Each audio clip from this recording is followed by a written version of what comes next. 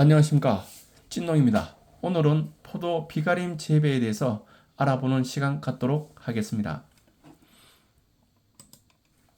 찐농의 구호: 철저한 토양 관리 없이는 양질의 농산물을 생산할 수 없다. 농사의 첫째도 둘째도 토양 관리가 기본이다. 같은 지역에서 농사를 짓는데 왜 농산물들이 차이가 날까? 그것은 바로 토양 관리 때문입니다. 이 토양 관리와 관련해서는 별도의 유튜브가 제작되어 있으니 꼭 시청해 보시기 바랍니다.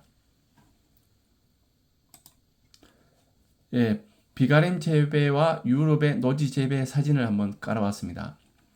요거는 우리 영천 지역, 다른 지역도 있는데, 영천 지역이 경북에서 또 경북의 김천, 영천 포도가 유명한데, 요거는 영천 현장에서 비가림 재배 플러스 요 세만까지 설치된 사진을 찍었고요. 요거는 유럽의 이탈리아 토스카나 지역의 포도밭을 사진을 다운받은 겁니다. 포도 비가림 재배. 우리가 포도 비가림 재배를 언제부터 했느냐? 불과 몇 년 안 됩니다. 한 5년 정도? 20년 정도밖에 안 됩니다. 처음 시작은 열가 방지에 효과가 있다고 시작을 했는데, 이 포도 비가림 재배가 뭐냐? 포도를 재배할 때 덕 위에 지붕식, 터널식의 비닐을 씌워 비를 막는 재배법을 말합니다. 요 앞에 사진하고 똑같은 겁니다. 이렇게 비닐을 씌워서 한다는 요 말이고요. 이걸 처음에 했던 이유는 열가 방지 효과가 있대서 했는 겁니다. 자, 오늘 지금 말씀드리는 거는 논쟁거리가 충분하기 때문에 제가 설명드리는 부분이 맞다고 인정하시는 분들에 한해서 해보시고 결과를 보시면 되지, 이걸 다른 사람이 뭐라 하더라 해서 논쟁을 할 필요는 없다는 말씀 꼭 말씀드리고, 저는 지금 열가 방지, 탄저병, 노균병 방제, 품질 향상에 대해서 분명히 설명을 드리겠습니다. 자, 첫 번째, 열가 방지에 대해서 말씀드릴게요. 이 열가가 나는 거는 우리 눈에 보이는 거는 오늘 봤지만서도 식물은 언제다? 적어도 10일에서 15일 전 상황을 우리 눈에 보여주는 겁니다. 병 발생이나 다 모든 게 마찬가지입니다. 식물을 씨를 파종해서 재배를 하든 나무를 심어서 재배를 하든 병의 충이나 생리장애가 우리 눈에 보이는 거는 어떻다? 적어도 10에서 15일 전 상황이라는 겁니다. 오늘 병원균이 찍어서 병이 발생하는 게 아니고 15일 전에 식물이 생리해서 뭔가가 가하거나 부족해서 생길 수 있다는 겁니다. 그래서 꼭 명심해야 될 게, 눈에 보이는 건 10일에서 15일 전 상황이라는 걸 꼭 아셔야 된다는 겁니다. 그 열가 방지, 열가가 가물다가 비가 와서 터졌다는 말씀들 합니다. 어떻게? 평합이 높아져서. 평합이라는 부분을 부정하자는 게 아니고, 가물다가 비가 와서 터졌다. 여기서 답이 있는 겁니다. 뭐다? 가물다가 답입니다. 평합이고 이건 뒤에 건 아무 필요가 없고요. 비가 와서도 아닙니다. 가물다가 비가 와서 평합이 높아서 터졌다가 아니고, 가물었기 때문에 터졌는데 어떻다? 15일 이전에, 한 달 전, 두 달 전부터 가물어가지고 이 열가가 발생했다는 겁니다. 즉 뭐냐? 이 강압성 조건에서 물이라는 부분은 절대적인 조건입니다. 가물면 어떻다? 물이 없으면 강압성이 안 된다는 겁니다. 태양이 없으면 강압성이 된다? 됩니다. 이 부분 또 태양과 관련해서, 강압성 관련해서 유튜브를 별도로 만들어 놨습니다. 태양이 없는 게 아니고 태양은 있는데 오는 가시광선이 빨간 게 올 때, 빨간 게 안 보이고 날씨가 흐린 날 어떻다? 빨간 강이 도달하지 못하고 거의 파란 강이 온다는 거죠. 이 파란 강을 사용해서도 강압성이 된다는 거 꼭 명심하시고, 이산화탄소는 노지 조건에서는 똑같은 조건이기 때문에 큰 의미가 없습니다. 제가 이산화탄소는 나중에 시설 관련해서 다시 한번 설명드리는 시간 갖도록 하겠습니다. 여기서 물이 없기 때문에 강압성이 되지 않은 겁니다. 강압성이 안 되면 어떻게 된다고요? 강압성이 안 되면은 강압성 산물, 포도당이 생성되지 않아가지고, 말씀드리면은 공장으로 치면 전기가 공급이 안 된다고 보시면 되는 겁니다. 공장으로 치면 전기를 가지고 공장을 돌려야 되는데, 이 식물로 봤을 때 강압성이 안 되면 전기가 공급이 안 되니까 어떻게 할까요? 공장이 제대로 돌아가지 않는다는 겁니다. 어느 공정에서 멈춰 있다는 거죠. 그렇다 보니까 가감성이 안 되다 보니까 질소 동화 작용에서 문제가 생깁니다. 전기가 공급되지 않기 때문에. 그래서 그 질소 동화 작용에서 생기는 그 물질에 의해서 조직이 파괴된 거지, 비가 와서 팽압이 높아져서 터진 게 아니라는 거 꼭 명심하십시오. 예, 요 질소 동화 작용도 제가 누누이 말씀드리지만서도 이 질소 동화 작용에 의해서 이런 병해충이라든가 생리장애, 이 팽압, 뭐 낙과, 열과, 이게 모든 게 이 식물 생리 안에서 다 답이 있는 겁니다. 자, 그 다음에 탄저병, 노균병은 병리학적인 측면에서는 비에 의해서 감염이 되고 비가 안 맞으면 병이 덜 발생했다 그러는데 전혀 아니라는 겁니다. 뭐라 그랬죠? 누누이 말씀드리는 화학비료의 독성범위라는 걸 꼭 인식하셔야 된다는 겁니다. 이 병 발생이나 충 발생이나 생리장애는 즉 뭐냐? 이 비료학을 공부하다 보면은 이 세로축은 작물의 수량을 의미하고 이 가로축은 조직 세포의 양분 농도, 즉 비료의 농도를 의미합니다. 비료가 없는 상태에서는 비료도 늘리고 하면은 수확량이 늘어나고, 근데 완전 늘어나는 것이 아니고 어느 정도 되면은 수확량이 정체가 온다는 거죠. 그걸 이제 우리가 최적 범위라 그럽니다. 그리고 이제 가행 소비라는 거, 독성 범위와 중간 단계의 가행 소비라는 게 단계를 만들어 놨습니다. 독성 범위에 접어들면 어떻다? 병해충도 생기고 생리장애도 생기고 수량도 떨어지고 나중에는 어떻다? 농사가 안 된다. 요 독성 범위라는 걸 잘 인식하셔야 됩니다. 그렇지 않기 때문에 우리가 농사가 힘들어지는 겁니다. 그래서 비료가 가하다 안 가다를 기준점을 말씀드릴게요. 자, 최적 범위냐 가행 소비냐는 우리가 알 수는 없습니다. 자, 그렇지만 이 독성법이야 요걸 기준점을 할 수 있는 게 뭐냐? 우리가 농약을 친다든가, 뭐 농약을 안 칠 수도 있습니다. 생리장애나 병해충이 발생하느냐 안 하느냐? 발생한다? 그럼 이미 독성 범위에 접어들었다는 겁니다.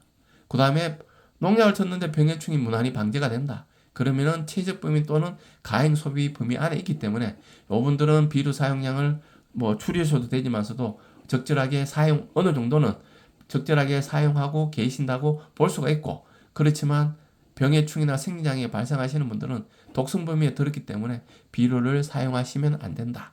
꼭 명심하십시오. 이거는 제가 토양 관리뿐만 아니고 계속해서 누누이 말씀드리는 부분입니다. 독성 범위라는 인식, 그리고 염류집적으로 병해충 생리장애가 발생한다는 것, 병리학 해충학 생리장애 이 나오기 전에 이미 식물의 생리학 파트에서는 이 부분을 규명해 놨습니다. 예방적으로 신강툴 그랜률 입제, 이 제품도 별도로 신강툴 그랜률 입제에 대해서 유튜브를 만들어 놨습니다. 이 병리학적인 측면이 아니고 탄저병은 이렇게 하면 잡을 수가 없습니다. 이 화학 비료의 독성 범위를 인식하고 비료에 넣어야 될 거, 안 넣어야 될 거 꼭 명심하시고, 여기에 관련해서도 토양 관리 관련해서 유튜브를 꼭 확인해 보시면 아주 좋은 유익한 시간도 되고 농사에 많은 도움이 되실 겁니다. 그리고 비가림을 한다 해서 품질 향상이 비에 맞지 않아서 품질 향상이 된다. 이 부분도 아니라는 겁니다. 보시면은 비가림 접촉 부분은 온도가 상당히 높습니다. 그리고 여기 보면은 아주 가까운 부분은 엽서 피해도 많이 발생하고요. 이렇게 피해가 발생하는데 품질이 향상되지 않습니다. 이 품질하고 향상하고 뭐냐? 토양이라고 저는 말씀드리잖아요. 이 땅이 좋은 집과 땅이 나쁜 집은 같은 비료를 줘도 식물이 흡수하는 형태는 다르다는 겁니다. 땅이 좋지 않은 집들은 NH4, 이 암모니아태 또는 암모늄태, 이제 뭐 똑같은 말입니다. 암모니아태나 암모늄태나 요 질소를 이용하고, 그리고 땅이 좋은 집에는 이 질산태 질소를 이용한다는 겁니다. 이게 토마토입니다. 토마토를 1958년도에 일본에서 실험한 자료인데, 질소를 같은 양의 질소를 줬는데 식물 일반 토양에서는 별도로 같은 비료를 줘도 이 토양 안에서 바뀌지만서도 여기는 실험적이니까 여기는 NH4 암모니아태 질소를 줘서 재배한 거고, 요거는 질산태 질소를 넣어가지고 재배한 겁니다. 그래서 질소가 어떤 성분이냐 따라 해서 이렇게 차이 나는 거고, 우리 토양에서는 아무리 좋은 비료를 줘도 토양에 따라서 어느 집은 지산태, 암모니아태로 흡수하는 거고 어떤 집은 땅이 좋은 집은 지산태로 흡수한다는 이야기입니다. 네, 비에 맞지 않아서 품질 향상을 한다? 아니라는 겁니다. 비가림 접촉 부분에 고온 및 엽소 피해가 발생하기 때문에 품질 향상과는 관련이 없고 품질 향상은 뭐다? 토양에 의해서 결정된다는 겁니다. 자, 그래서 우리가 포도 생리에 대해서 올바른 이해가 있지 않으면은 비가림이라는 시설을 힘들게 하고 또 거기에 대한 효과가 어떤 효과가 있는지를 제대로 알아야 되는데 오늘은 그 부분을 여러분들이 판단하셔야 됩니다. 이렇게 말씀드렸고 제가 그 말씀드리려는 요지를 충분히 말씀드렸는데 여기는 개인적인 제가 드린 말씀이 논리적으로나 실전에서 어긋난 부분은 전혀 없습니다. 그렇기 때문에 현명한 판단하셔가지고 포도 비가림을 해야 될지 말아야 될지 잘 판단하시기 바랍니다. 자, 사용할 자재의 판단이 진짜 중요합니다. 그래서 오늘 포도 비가림에 대해서 설명을 드렸고요. 꼭 사용해야 될 자재는 뭐냐? 토양 관리거든요. 이건 토양 관리 유튜브에 있지만서도 꼭 사용해야 될 거는 거름.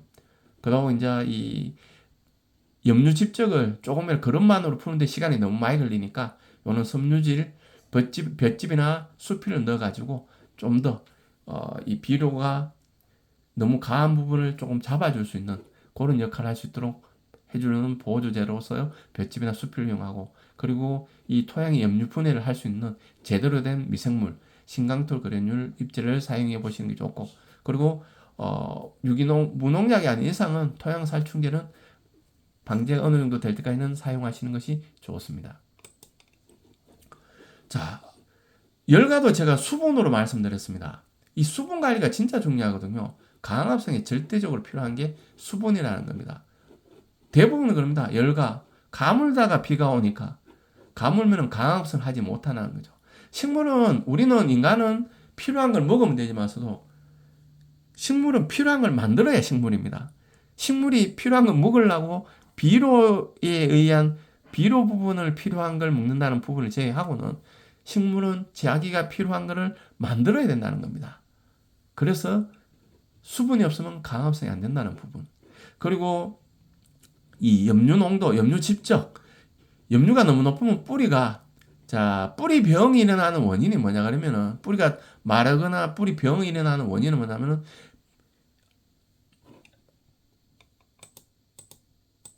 이 그래프에 보다시피 독성 범위에 들었기 때문에 그렇습니다. 전부 다 염류가 집적되기 때문에 그렇습니다. 그러니까 염류가 많을 때 우리가 국민학교 다닐 때 초등학교 국민학교 다닐 때 자연 시간에 비교해봤죠. 소금을 한 숟가락씩 넣고 물을 반 채운 거하고 물을 한 컵 다 채운 거하고는 어떻습니까? 물 한 컵 다 채운 게 농도가 낮다는 거죠. 즉 같은 조건일 때 염류라는 조건은 같은데 토양 내 수분에 따라서도 이 염류 농도를 낮추는 역할을 합니다. 그리고 제일 중요한 건 강압성이 절대로 필요하기 때문에 충분한 수분 관리를 하셔야 되는 겁니다. 자, 그리고 이 강압성이 제대로 돼야지 당도가 올라가지 가물다고 당도가 올라가지 않습니다. 자, 가물 때 수화가 포도라든가 복숭아를 먹으면 어떻습니까? 당도가 나오는 게 아니고 떫은 맛이 나옵니다. 떫은 맛이. 여기에 대해서도 제대로 아시길 바랍니다. 여기서 또 충분한 수분 공급과 물이 찌는 것의 차이를 제대로 아셔야 되는데 충분한 수분 공급을 말씀드리면 대부분 농가들이 물이 찌는 게 보면은 수분이 많으면 안 되는 거 아니냐 말씀하십니다. 물이 찌는 건 뭐다? 수분이 많은 게 아니고요. 토양 잎단화가 파괴돼가지고 물이 토양 내로 흡수되지 못한다는 걸 의미하는 겁니다. 그리고 또 이제 물을 말씀드리니까 그럼 수에 나는 것도 물이 많은 거 아니냐? 이 수에 나는 거는 물이 많은 걸 뜻하는 게 아니고요. 이 뻘물이 같이 들어옵니다. 이 뻘물은 뭐냐면 미세한 이 헛가루들이 뿌리라든가 이 모체에 물이 잠기는 부분에 잠기는 부분에 있는 구멍들을 다 막아버립니다. 그래서 이 수에를 한 물이 지나가고 나면 어떻습니까? 처음에는 물이 마르면은 이 흙이 보이지만서도 시간이 지나면은 식물체들이 말라버리는 이유가 그것 때문에 그렇습니다. 꼭 충분한 수분 공급의 의미를 한 번 더 정리하는 시간이 됐으면 합니다. 정확한 원인 분석으로 현명한 판단이 필요합니다. 이 가염, 비가림 재배가 꼭 해야 되냐 말아야 되냐 보셨죠?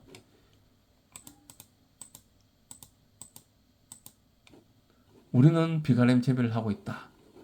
그런데 유럽이나 일본이나 비가림 재배를 하지 않는다. 물론 이분들 열과납니다. 열과나는 게 이걸 비가림만 안 해서 열과나는 게 아니고요. 이거 보시면은 수분 공급을 제대로 하지 않습니다. 자, 유럽에서 수분 공급을 제대로 한다 그러면은 수확량이나 이 포도주, 이 와인의 질은 더 높아질 겁니다. 근데 워낙 방대하기 때문에 이 수분 관리를 할 수가 없는 상황이고, 그리고 이 지중해성, 이 기후에 의해서 비가 자주 왔기 때문에 이런 재배가 가능한 겁니다. 포도 재배가. 예. 포도의 비가림 재배, 열가 방지, 탄저병, 품질 향상에 대해서 제가 제대로 말씀을 드렸습니다. 그래서 이 정확한 원인 분석으로 현명한 판단을 꼭 하시기 바랍니다. 그리고 사용 가능한 자재 인식을 잘 하셔야 됩니다. 아까도 말씀드렸다시피 이 비료 부분이 독성 단계에 접어들면 비료를 절대로 넣으시면 안 됩니다. 다시 한번 말씀드립니다. 요 토양 관리 요 부분에 대해서는 별도의 유튜브가 있으니 꼭 확인해 보시기 바랍니다. 충분한 수분 관리 말씀드렸죠. 강압성이 절대로 필요하다. 꼭 명심하시고 이렇게 함으로 해가지고 정확한 정보에 의해서 제대로 된 자재를 쓰셔가지고 제가 받는 포도 생산으로 우리 농민에게 웃음을 주는 그러한 시간이 됐으면 합니다. 예, 오늘도 끝까지 들어주셔서 대단히 감사합니다.